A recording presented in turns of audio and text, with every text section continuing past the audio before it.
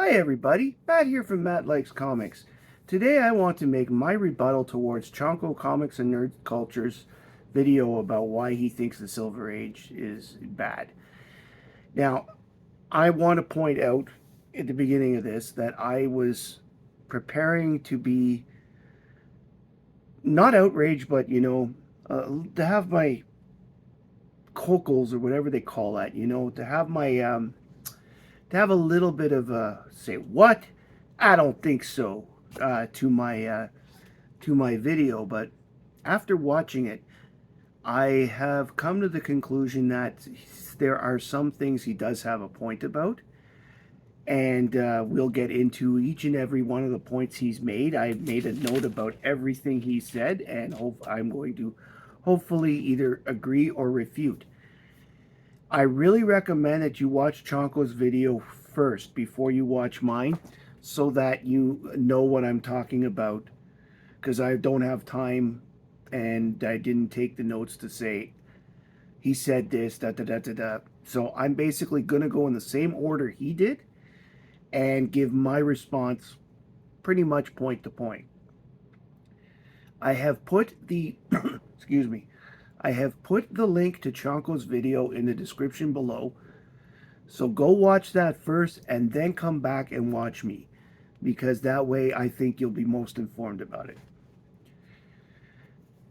Chonko was a little worried about making us upset, shall we say. So he actually did things with a very good, attitude and was non-confrontational about things. What surprised me the most was that when he first talked about doing this video, he was going to say why the Silver Age sucks. I had no clue that he was going to stick to a certain part of the Silver Age, which was certain covers that he wanted to use as examples of why the Silver Age wasn't that good. Because I was prepared to debate everything. I was prepared to debate the content of the books. I was prepared to stand up for those characters and push, push, push, because I am a huge, especially DC, but I am a huge Silver Age fan. And it's only taken me this long to realize that, of course. But I digress. The thing is that Chonko was very even-headed about it, and so it almost makes me feel like maybe I shouldn't have done this, but I had been planning it, so I went with it. My first advice is for Mike himself. Mike is Chonko's name. Mike, say your piece. Do not cut back because you're afraid of what other people might think. If you don't like it, say it, and say it with certainty. Don't sound like, I'm just doing, blah, blah, blah. Oh, Chonko, just say it. The other thing that I want people to keep in mind while they're watching this for me is that these comics are a product of their time. Just like Golden Age, just like modern comics, just like Bronze Age, Copper, whatever age you want to pick, they're all products of their time. They are made with men with flaws, women with flaws, people with flaws at all different times. And nobody's perfect, right? So not everything is going to be the greatest thing ever done. But the fact is that it must have been liked because the product sold. The product sold millions during the Silver Age, especially the Marvel and the DC. And I will say this about Chonko. If you're going to use Lois Lane as an example of a silly book, give us an example of something silly like Herco or Lois. I find that Lois is the perfect example of a toxic relationship with Superman. And there are times I think it's the same thing with Jimmy Olsen. Now, Jimmy Olsen in the Silver Age was literally all about body transformation. It seemed like he was, oh, Jimmy's got himself into something again. Those two books actually deserve a bit of criticism for the fact that, they were absolutely ridiculous. At the same time, they sold, so people must have liked the ridiculous. Okay. He also makes a point about artists that do not look good when they're working together. I want to bring into the fact that unfortunately these artists didn't really have a choice. Kurt Swan used to say that he never knew who he was going to work with, and he was so happy when it finally became Murphy Anderson, because after George Klein, he got along with Murphy the most, and because he had a couple of inkers that he wasn't very friendly with, and this was always editorial's choice. This was never something the guy could say. It changed in the Bronze Age. Jack Kirby was able to get Vince Colletta whenever he wanted. For whatever reason, he liked Vince Colletta inking his stuff, but again, it's editorial. They do these things. Nothing we can do about that per se.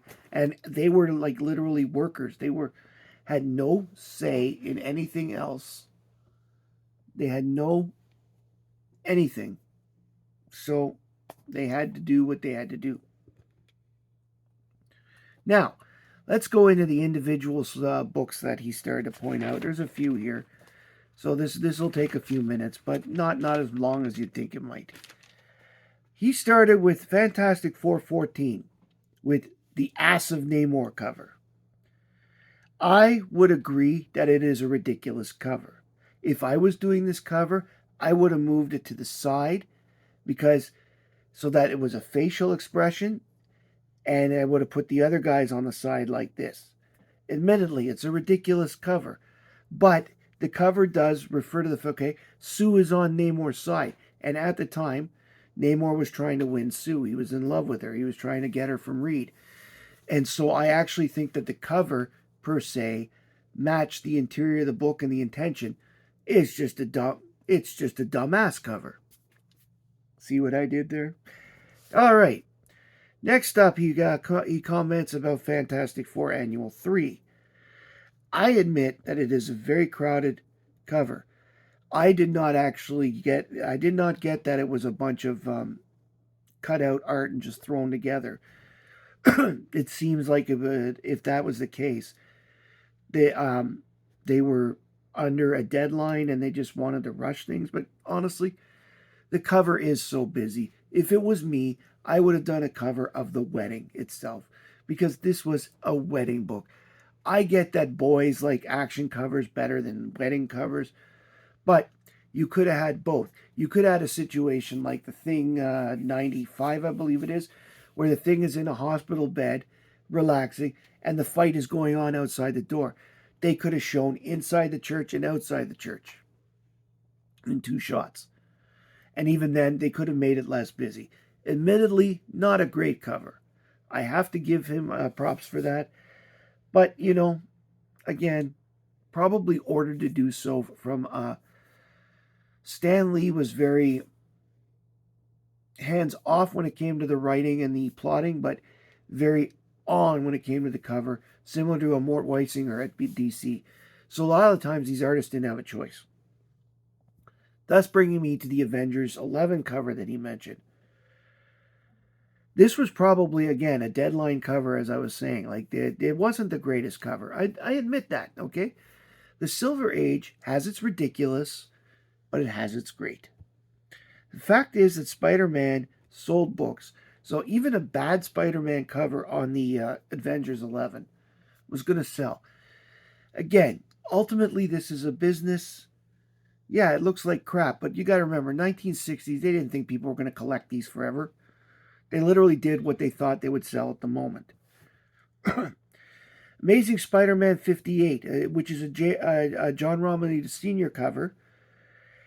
And this one, I would have to say, for judging by what I've seen, Romita had submitted another cover for this issue, but Stan Lee nixed it, and he wanted this type of cover. And again, when you're a worker bee, you don't have a choice. You've got to do what you got to do. You're told to do this, do that. Next up, I've got, he has ASM 15, which is the Ditko Shivik cover. It is bad art. I will agree it's bad art, okay? And it's terrible. that one I will give credit to Mike for. It's really terrible. Okay? But it was considered good for its time. I've seen people who praise this cover.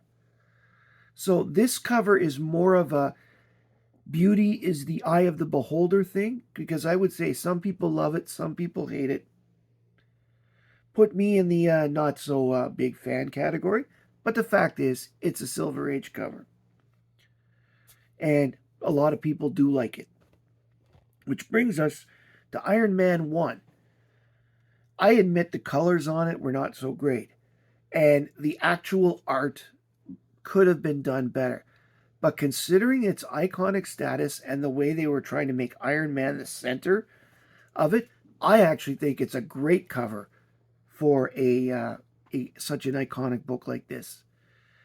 It feels like it was thrown together, but at the same time, this is an Iron Man book. And that was, as far as I'm concerned, what they were trying to do with it. The next one he has, this is the last Marvel one he talks about, is Amazing Spider-Man 1, ASM 1. I completely disagree with what Mike had to say here. I love the cover. Kirby and Ditko, they do, again, they were thrown together. They probably had to help each other. Ditko, from the looks of it, from what I was able to find, Ditko did the Spider-Man. Kirby did the Fantastic Four, added it later. And it got to the point where, as I said, that, I get that the cover can feel a little off. I see where Chonko doesn't like certain parts. But for me, to be honest, I've never noticed it. Had he not pointed it out, I wouldn't have thought of it. All I thought was, Spider-Man meets Fantastic Four. Cool. If that makes me an idiot, so be it. I found it good. Next up, he goes after my main man, Superman. He starts by making fun of the Titano cover on Superman 27. And I agree, it's not the best cover out there. But DC editorial had a thing where there had to be at least one gorilla cover every month. That month it was Superman 127. There was also another one, but I won't get into that. Superman 127 was the return of Titano. He makes fun of it taking off the glasses. He doesn't know that Titano had lead glasses put on him before to shield the kryptonite rays that were coming out of his eyes. Like, if he did, he didn't mention it in his video anyway. So I'm bringing this back. Is actually the cover's pretty good for remembering the continuity of the series, and I think that that's good, not bad. It may not have been the world's most, wow, this is the most amazing cover, but the fact is, the cover fit there. Then he brings up Superman 139, which is the Superman turning into a merman. Yeah, again, if you read the story on the inside, the cover would make a lot of sense. Throw in the fact that if you know that Lori Lamaris is Superman's ex-girlfriend, who he was willing to marry. Unlike Lois and Lana, he actually asked her to marry him. She refused, and then she finally told him about the being a mermaid. So him having lingering feelings and doing anything that Lori was to ask of him is not a far stretch. They carry this even into the present day. When Lori shows up for any reason, Lois gets pissed, but she understands. She doesn't give Clark shit. She just hates when Lori's around. The jealousy kicks in. But this is where I say, if you know the stories and the continuity, it makes sense. Superman 172. That cover sucked, but the cover was the result of Weisinger going around his neighborhood, asking kids what they wanted to see on a Superman cover, and Mort, 9 times out of 10, dictated what covers would be on action, adventure, World's Finest, and Superman every month. He said, this is what I want. In fact, he would give them the cover and tell the writer, make a story about this cover, which is why so many stories in the Silver Age Superman are of the cover stories.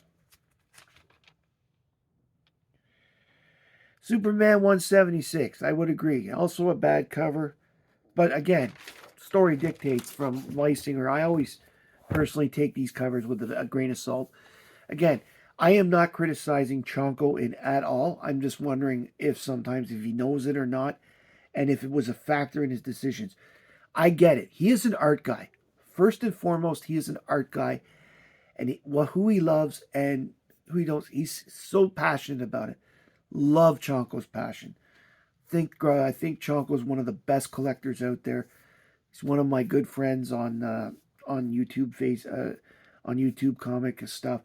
So I am very happy to have this opportunity. I still disagree with him on some things, and I wonder if some of his comments is because he doesn't know the background. Again, because he doesn't like Silver Age. Why would you look it up? He brings up Showcase 13 next, which is an Infantino cover. It's the third appearance of Flash. Sorry. He complains that there's no shading or real background to the cover. And the thing is, for that cover, Infantino was probably told, make it flashy. Forgive the joke, but Infantino is very good at drawing the movement with the Flash. And he's got the menace of the missile on the cover. I think it's a great cover. I think that I 100% disagree with Mike here, and quite simply, any other cover would not look as good for this book. I think it was great. Next, he makes a comment about Sheldon Moldoff. He brings up Detective Comics as a whole. Sheldon Moldoff is not dog crap. I'm sure with Chonko you are familiar with what dog crap looks like, and this does not. Sheldon Moldoff was probably the best Batman artist, with up there with Dick Sprang and Jerry Robinson, before Carmine Infantino took over and we got to Neil Adams and all that stuff. Because Moldoff, I liked his expressions. I liked his simplistic looking design that got the story across. Moldoff, unfortunately, was held back in this time. This is the time period of Batman that everybody makes fun of because they were trying to be sci-fi and we had ridiculous stories. He brings up the Rainbow Batman and the Zebra Batman as examples. Yes, they were terrible stories. Terrible stories lead to terrible concepts on covers. But if we're going to go with the art, the colorfulness of the Rainbow Batman actually would have been a selling point because kids love bright colors. And if you don't think that there weren't decisions about sales, especially since Detective Comics and Batman were during the early 60s because of this, Infantino was brought on to turn Batman around. He was given 6 months or the title was going to be canceled. So this, unfortunately, was that period that was the bad sales. But it was not Moldoff's fault.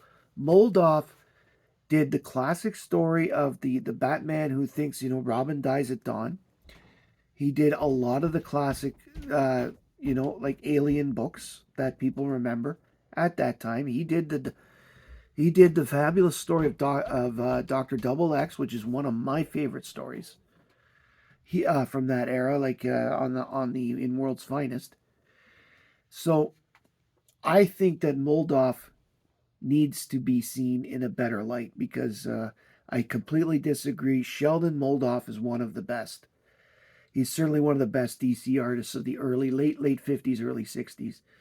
Once the mid 60s hit and Adams was there and Swan was hitting his stride and Infantino was hitting his stride, and of course, Wayne Boring on Superman and Al Plastino, even Gil Kane, Carmine Infantino, they all, that's when Moldoff came down a little bit. and he stopped working for DC pretty much by 1965, I believe, was the date that he was done. I may be wrong because you even had Sheldon Meyer doing things like Sugar and Spike that looked really good. But I digress on this. Shelley Moldoff is not dog crap. That's my point on this. If you don't like him, that's okay. I don't like Gil Kane.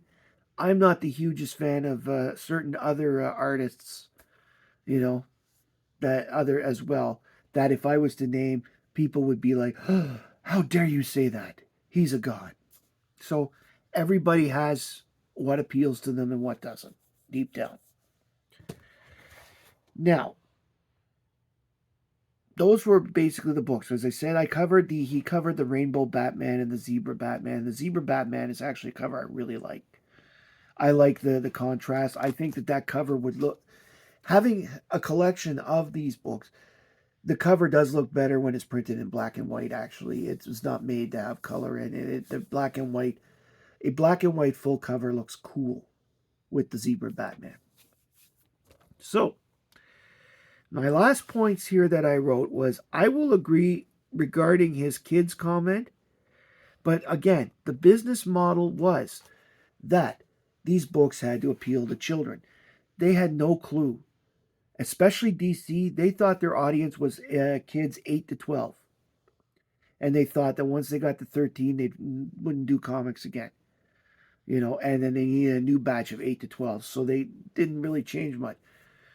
Marvel, on the other hand, did recognize that adults, like college-age kids, were reading their stuff and made their stuff a little more to that level as a result, which is why DC looks simple and plain compared to Marvel in the Silver Age. But the fact is, kids were buying them, adults were buying them, people were actually starting to collect them. So if they had gotten that idea, they may have made better quality stuff. Okay? Realizing that. But the fact is, the sales reflected the fact that they didn't need to change anything. Superman, the book, was selling 800,000 a month in 1964 and was still selling 600,000 by 1969. So they weren't going to change anything like that. Even Detective and Batman were saved by crazy campy books. And you want to talk ridiculous covers? He didn't even get into the Batman covers where you've got Gaggy, the Joker's assistant, or Batman, Tiny Batman, and Big Batman, or Blockbuster. That this red cover that just has Blockbuster throwing Batman, and no background and no anything. There are examples for everything. He's stuck basically with, at least with DC, it's all early Silver Age, for the most part. And because Superman 200 was September 1967, I know that, all those issues below that were definitely years before, so I could say it was early 60s.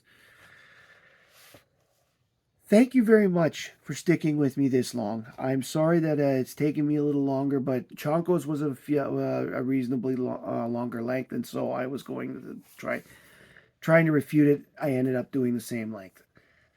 He has a lot of... Okay, I will say this. Chonko, you had a lot of valid points. You really did. And I say that. And I've tried to give you props where I agreed with you. But the fact remains that today's collector, the Silver Age, is still the most popular, particularly Marvel. And a lot of the covers you mentioned are very collectible books. And most people that buy them will not say they're bad covers. And honestly, I think the covers are just, again, such a small part of the... they're supposed to be the eye appeal, I agree, but they're such a small part of collecting. Especially if you're like me and you like the content on the inside. That, to me, is really what it boils down to. A lot of books have, lousy covers. A lot of books. It doesn't matter the era. But thank you very much for taking the time to talk about this and giving me a chance to talk about it as well. If you like this video, please like, comment, and subscribe. Please tell me below what your opinions are. Make an opinion on Chonko's video, too. We want to spread the word, spread the love. Thank you very much, everybody. My name's Matt. I like comics, and I hope you do too. Bye, everybody.